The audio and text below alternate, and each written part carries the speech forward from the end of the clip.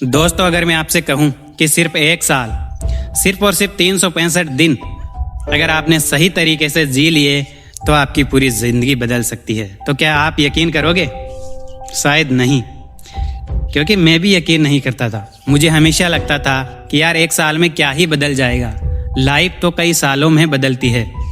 लेकिन सच बिल्कुल उल्टा होता है। लाइफ सालों में नहीं बदलती, लाइफ बदलती है उन छोटे छोटे दिनों से जो आप रोज़ रिपीट करते हो। मैं पहले वही करता था जो ज़्यादातर लोग करते हैं। आज मोटिवेशन आया, काम कर लिया, कल मूड नहीं है तो छोड़ दिया, कभी कुछ नया शुरू किया फिर उसे भी अधूरा छोड़ दिया। हर बार एक्साइटमेंट से स्टार्ट करता और हर बार बीच में ही एंड कर देता। और फिर खुद से सिर्फ एक ही सवाल, आखिर मेरी लाइफ क्यों नहीं बदल रही? लेकिन प्रॉब्लम्स मेरी मेहनत में नहीं थी, प्रॉब्लम्स मेरी कंसिस्टेंसी में थी। और ये मुझे बहुत देर से समझ आया। एक दिन मैं अपने ही एक्शंस को देख रहा था और मुझे एक पैटर्न दिखा। मैं शुरू तो हर चीज़ करता था लेकिन कंप्लीट कुछ भी नहीं करता था, और यही मेरी सबसे बड़ी वीकनेस थी। उस दिन मैंने खुद से एक सिंपल सा चैलेंज लिया, बस एक साल कुछ भी हो जाए, रुकना नहीं है। ना मोटिवेशन चाहिए, ना मूड, ना परफेक्ट टाइम, बस एक रूल, रोज़ करना है। शुरुआत तो बहुत इजी थी। पहले दिन एनर्जी हाई थी, दूसरे दिन एक्साइटमेंट था, पांचवें दिन कॉन्फिडेंस हाई था, सब कुछ परफेक्ट लग रहा था। लेकिन असल टेस्ट 10वें दिन के बाद शुरू हुआ, क्योंकि वहीं से एक्सक्यूज़ आने शुरू हुए। आज थोड़ा टायर्ड हूँ, कल से प्रॉपर्ली करूँगा। एक दिन मिस हो गया तो क्या फ़र्क पड़ता है? और यही वो पॉइंट है जहाँ ज़्यादातर लोग हार मान लेते हैं। लेकिन इस बार मैंने खुद से डील कर ली थी, कुछ भी हो जाए आज का काम आज ही करना है। 20वां दिन थोड़ा टफ था, 30वां दिन तो और भी टफ था। लेकिन एक अजीब सी चीज़ होने लगी, मुझे खुद पर कंट्रोल फील होने लगा। ऐसा लगा पहली बार मैं अपने मूड का गुलाम नहीं था। 60 दिन यानी कि 2 महीने बाद लोग नोटिस करने लगे, तू बदल गया है, तू सीरियस हो गया है।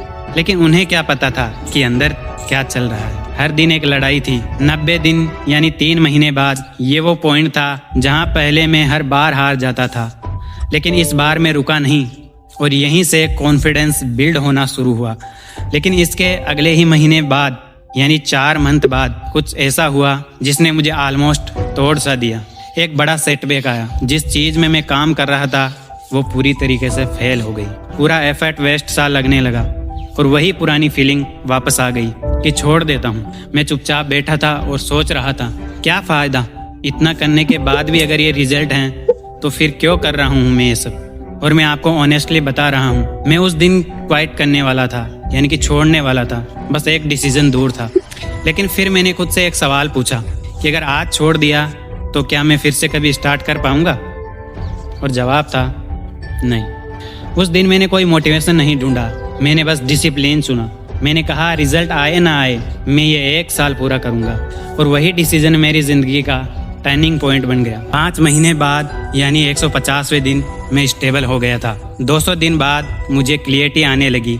250 दिन बाद से रिजल्ट दिखने लगे। 300वें दिन यानी 10 महीने बाद से कॉन्फिडेंस पीक पर था।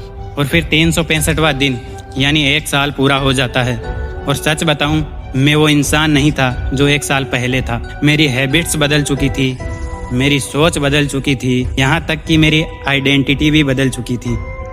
और सबसे इम्पोर्टेंट, अब मुझे खुद पर भरोसा था। लेकिन यहाँ एक बात पकड़ने की है कि सब लोग 1 साल तक कंसिस्टेंसी मेंटेन नहीं कर पाते।